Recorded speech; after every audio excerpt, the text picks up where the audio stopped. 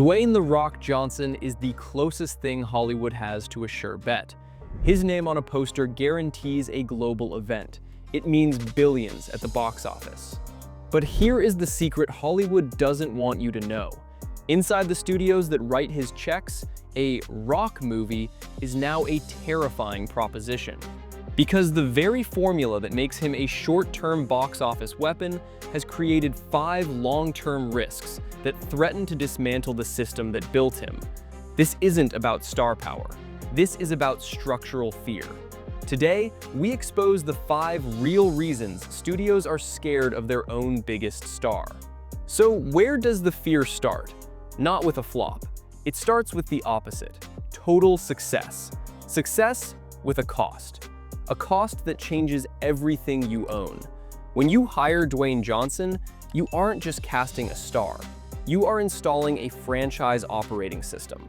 This is the first and most visible fear: the franchise fatigue factory. Let's start with the most obvious fear, the one that stares back at them from every spreadsheet. Dwayne Johnson doesn't just join a franchise. He reboots its genetic code. He doesn't adapt to the world of the story. The story adapts to the world of The Rock. This isn't acting, it's brand imposition. And it creates a dangerous, self-cannibalizing cycle: the franchise fatigue factory. Think about the classic franchise model.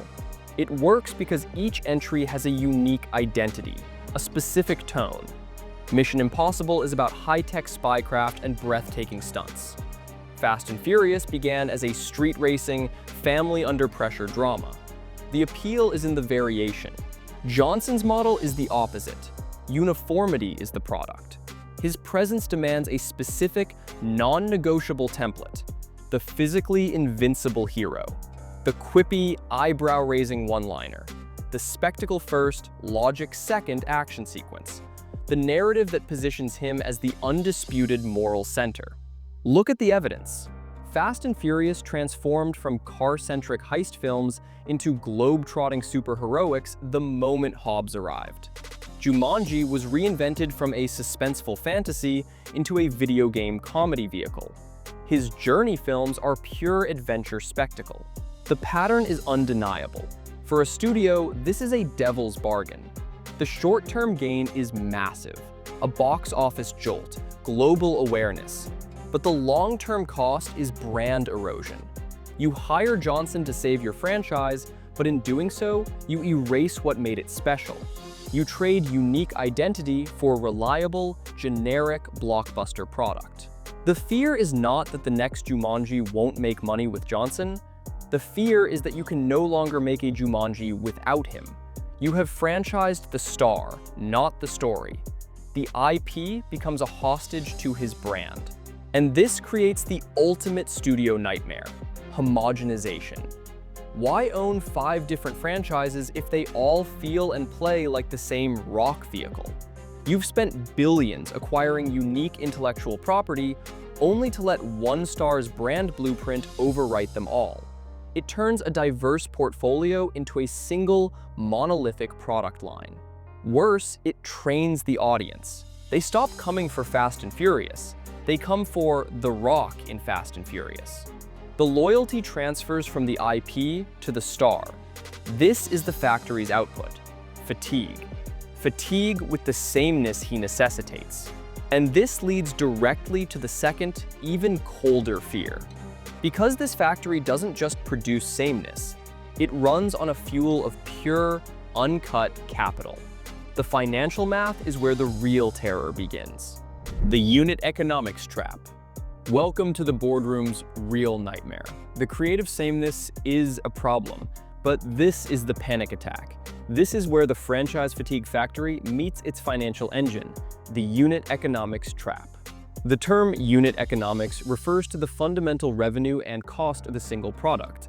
For a studio, the unit is a film. Johnson's model has broken the unit. His films aren't just expensive, they are financially binary. There is no middle ground, no modest win. It is either a world-conquering, billion-dollar mega hit, or it is a catastrophic, company-shaking write-down. Let's break down the trap. It has 3 sprung jaws. Jaw 1. The upfront sovereign payment. Johnson commands one of the highest upfront salaries in Hollywood, reliably reported in the $20 to $30 million range for a leading role. This isn't negotiable. It's the entry fee to access his audience. Jaw 2. The corporate partnership fee. This is where the businessman premium kicks in. His company, $7 Productions, is a contracted service provider. The studio must pay a hefty 8-figure producing fee to the company. This isn't for acting. This is for the privilege of being in business with Dwayne Johnson, CEO. You are no longer hiring an actor. You are acquiring a corporate partner. Jaw 3. The back-end black hole. This is the silent killer. Johnson's deals famously include a significant share of first dollar gross. This means that before the studio recoups a single cent of its $500 million outlay, a percentage of every ticket sold flows directly to him. He gets paid from the top. The studio gets what's left. This aligns their entire $200 million marketing blitz with his personal profit. Their success is his success, but his payday is guaranteed before theirs even begins.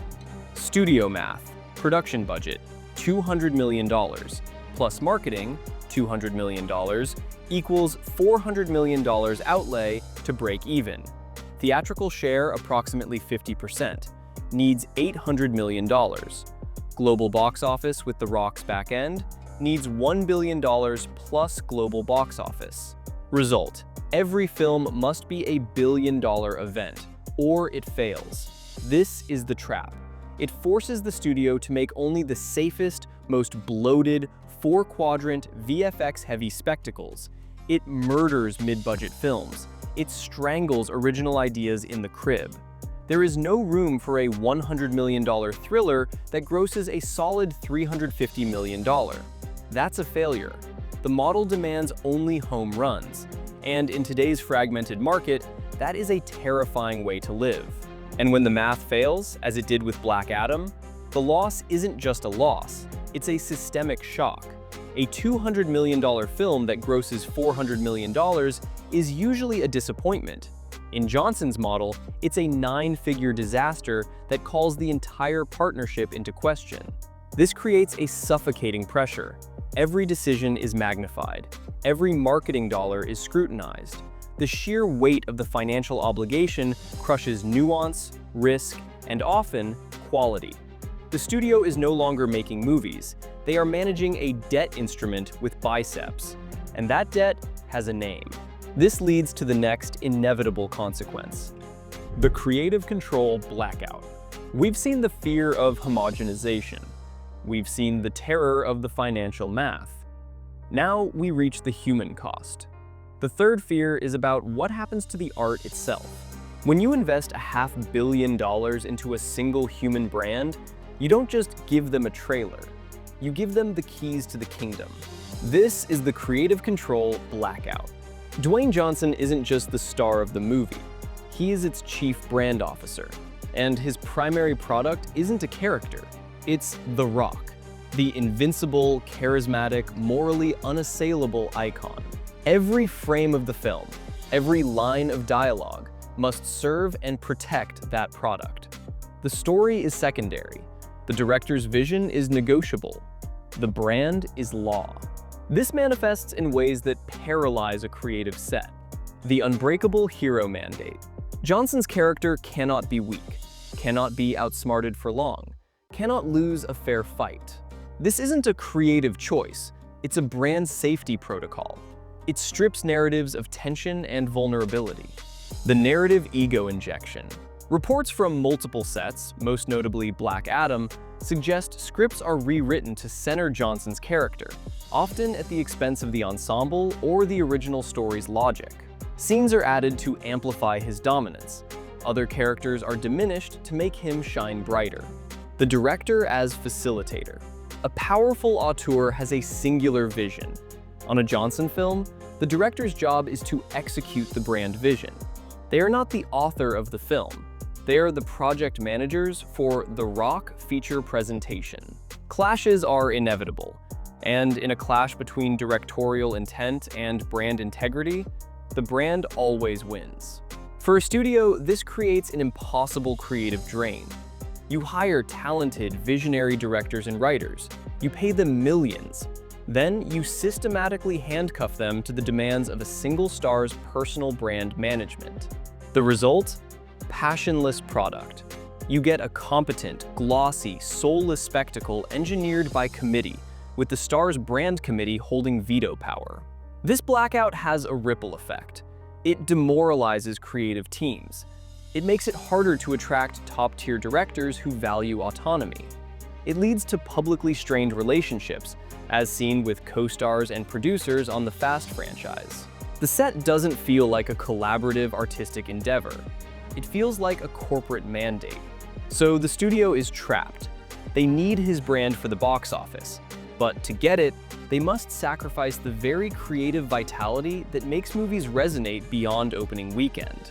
They trade artistic potential for commercial safety, and in that trade, they often end up with a film that is financially risky due to the unit economics trap and creatively inert, the worst of both worlds.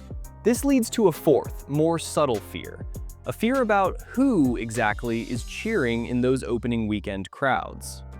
The demographic ceiling. The fourth fear isn't about today's box office, it's about tomorrow's audience. It's a long-term strategic chill.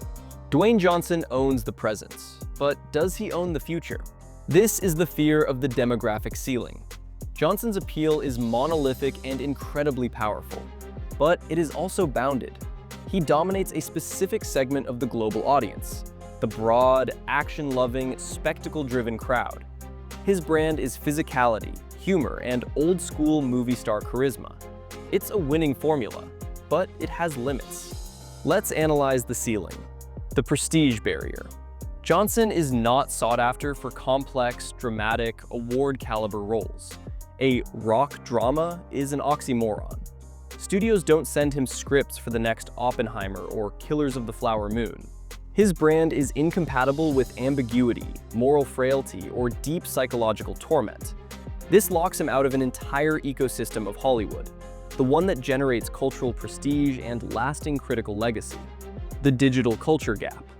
Johnson is massively popular on Instagram and Twitter.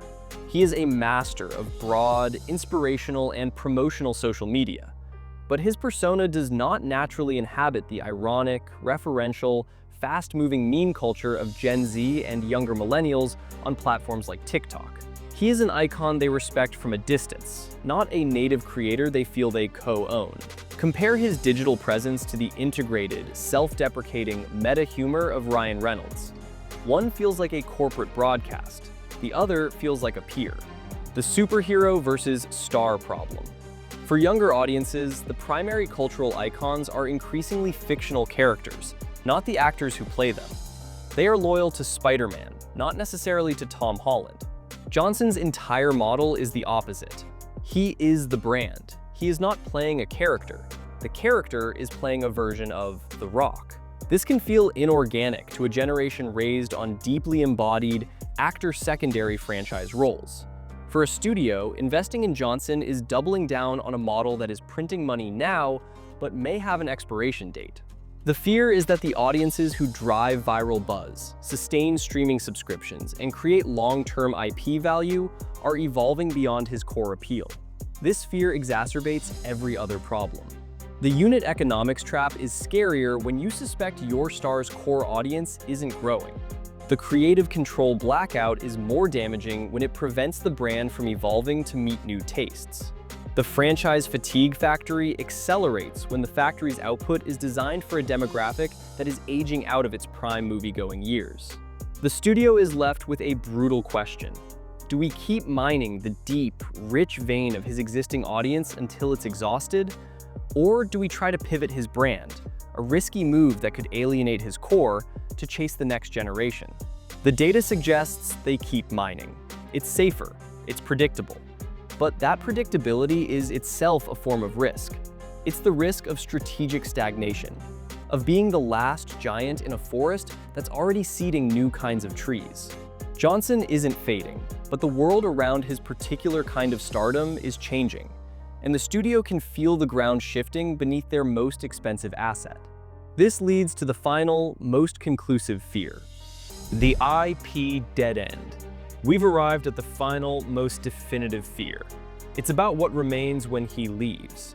The fifth fear is about legacy. Dwayne Johnson is the ultimate franchise catalyst. But a catalyst, by definition, is not part of the final product. It enables a reaction and then remains unchanged, ready to move to the next one. Johnson doesn't build enduring intellectual property. He leases his brand to existing IP. He provides a massive, short-term energy surge. But when the reaction is over, the IP is often weaker, more confused, and less valuable than before he arrived. Let's examine the evidence. Case Study 1: The Fast and Furious Fracture. Johnson's entry as Hobbs supercharged the franchise's box office, but it also fundamentally altered its DNA. It shifted the focus from street racing family to global superheroics. More critically, it created a narrative and real-world schism. The Hobbs and Shaw spin-off formalized the split. The result? A franchise divided against itself. Its core identity was fragmented. The family was broken. When he left the main series, he didn't leave a stronger Fast universe. He left a narrative crater and a brand permanently associated with off-screen friction. Case Study 2: The Jumanji Reboot. And stop. The Jumanji Welcome to the Jungle reboot was a masterstroke, but its success is inextricably tied to the specific alchemy of Johnson, Kevin Hart, Jack Black, and Karen Gillan. It's not a Jumanji movie. It's The Rock and Kevin Hart in Jumanji. The IP is now hostage to that specific cast's chemistry and schedule. Can you make a Jumanji film without them? The studio fears the answer is no. He didn't revive a franchise for the long term. He created a one-off event machine with a Jumanji skin. Case Study 3: The Black Adam Implosion. This is the most catastrophic example. Johnson didn't just join the DC universe. He attempted to pivot it around himself. He publicly framed his film as a new beginning, a change in the hierarchy of power. The film underperformed. The planned showdown with Superman was canceled. The entire DC slate was scrapped for a reboot. His arrival didn't launch a new chapter. It arguably accelerated the total collapse of the existing universe. The pattern is clear. Johnson is a tenant, not a founder. He moves into a franchise house, remodels it to his exact brand specifications, throws a massive party that everyone talks about, and then moves out. This makes him the ultimate short-term strategist in a long-term business. He delivers the quarterly earnings spike, but he does nothing and may actively do harm to the multi-decade health of the studio's most precious narrative ecosystems. In the end, the studio is left with a simple, terrifying equation. All that risk, all that cost, all that creative surrender, for a result that vanishes when he does. The sovereign state of Dwayne Johnson. The final, sobering truth for studios is this: you cannot go to war with a sovereign state that your entire economy relies upon. You can only negotiate, concede, and hope the terms don't bankrupt you. You fear his demands because you have no choice but to accept them. His strength is your dependency. Dwayne Johnson didn't break the star system. He transcended it. He built something more powerful, more insulated, and more dangerous to the old order. Studios don't fear his movies will flop. They fear that his continued success proves their own irrelevance. They are no longer the dream factory. They are the utility company for someone else's dream, a dream of total, unassailable, independent brand sovereignty. And that is a future they cannot control.